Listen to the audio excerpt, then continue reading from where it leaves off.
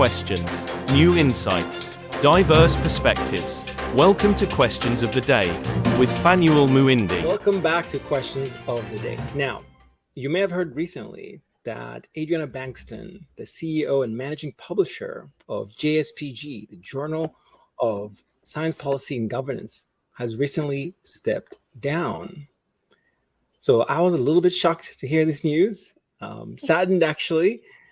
And so we had to have her here. In fact, we had to have her back because she's been here multiple times to tell us more about her tenure and for us to learn more about what's going to happen now with the role. Adriana, welcome to Questions of the Day. Thank you. Glad to be back. So take us back, Adriana. What has this role meant for you, especially at this time as you're transitioning? Yeah, I think it's been a really transformative role for me in my policy career. As I was, reflecting back, I've been involved with JSPG for about 5 years, almost to the day. I think it was October 5 years ago or so. And it's really been instrumental for me in my transition from research to policy and having different roles, right? So I was involved in communications and outreach before I became the CEO, and will transition out to an advisory role. So I think I'm seeing the journal in a number of facets, right? I think that's really important to consider kind of how it's helping your career move forward too. But it's really, I think, ignited a passion for the mission that we had, which I sort of knew that I was interested in it, but then I really became a big part of what I'm doing now and will do in the future, I think, because of this role. Yeah, and just looking at some of the comments, because this has been shared in social media as well, people definitely are appreciative of everything you've accomplished in that time. Adriana, tell me, what is your most memorable accomplishment or event or memory from your time as the CEO and managing publisher? Yeah, there are a few things. I think I'm proud of the partnerships that we developed, specifically, trying to expand internationally more, which is not an easy thing. There's just so much science policy everywhere, and knowing who to partner with to really elevate what we're doing. So I think partnering with UNESCO was definitely a highlight. That was a huge accomplishment for us, and hopefully, establish the journal even more as a platform for the next generation. But that's also, hopefully useful for other folks to be able to see the journal as an established place that they'll want to partner with us in the future. Is there another leader already tapped, or is there a search underway? Tell us more about that. Yeah, so we've actually hired internally, and so that person will be, I think, probably by the end of September, early October, there will be public information. That seems to work well. I'm happy with who we landed on, and you should have her speak on this here too, because they'll be able to tell you where things are going. I can sort of give some impressions, but it'll be up to them. Of course, and in fact, we welcome them to come right here to talk to us and tell us what their vision is for JSPG. Yeah. And I think I do recall chatting with you actually back in either 2020, 2021. Anyway, it was a while ago. Yeah. Both before you were CEO and afterwards. So maybe we can make this a tradition of some kind. Yeah, I like CEOs, coming on here. I do want to share this view. This was your farewell message that was published on LinkedIn. And, you say that you're grateful for the opportunity to leave a mark on the journal and to shape it based on my own beliefs, desired directions, and for the support I received along the way. This role has become an integral part of my professional identity and gave me a chance to spread my wings, discover what I was capable of, and push a little beyond that every day to see how far we could go.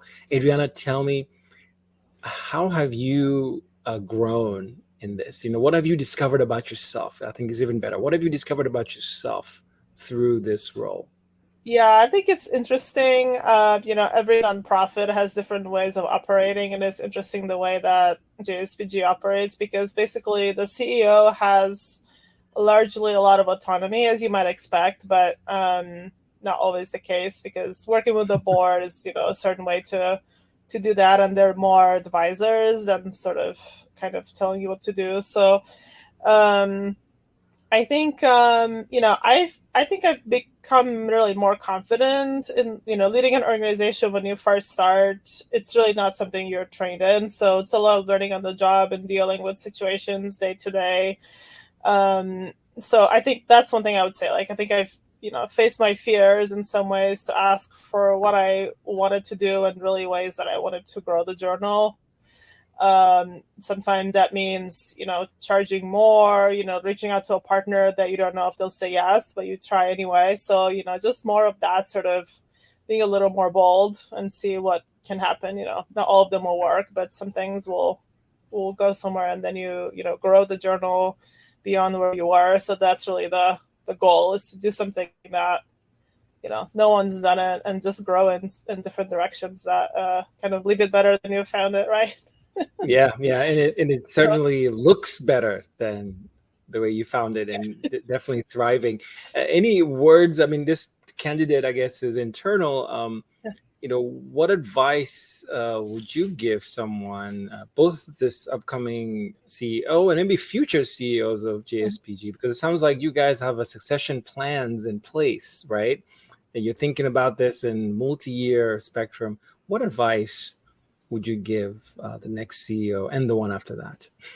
Oh, a big question. I mean, I think, what we look for, I think, is somebody that really believes in the mission and has had some prior engagement, right? So as I said, my role, I had already been involved with communications and outreach, and because that's really a big part of the role. I think not that publishing an issue is not an easy thing to do, but in some ways there's a process. But a lot of that, things around that, because it is an online journal, the outreach and communications is really important to elevating the work and getting it out there. So I think people that are interested in being a CEO, I think should, know a little bit about the internal workings and what things we consider important. Be a leader in the field or up and coming, somebody that I think we want these roles, these staff roles, we want it to be useful for the person who's in it too. And so it's somewhat of a professional development role for somebody that, we identify that we think they can do it well, but also they'll benefit from it in the end. So I think it's somebody that, is a little entrepreneurial and bold and not afraid to do something new. And but then I think there's definitely a lot of responsibility that comes with it.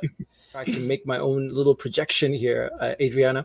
The JSPG really being one of the forefront leaders, right, of incubators, if you will, of ideas that are exploring this interface of science policy, policy for science, science for policy, right, with your various stakeholders and partners that you're bringing along the way, and all these ideas. And for those who don't know JSPG, please go to their website. Just click below and look at what ideas are coming out, because there's so much, right? And we didn't get a chance to talk about impact here, but we did talk about this, I think, a couple of times beforehand. And I hope to ask the next CEO some of those questions. Adriana, thank you so much. And I look forward to continuing our conversations.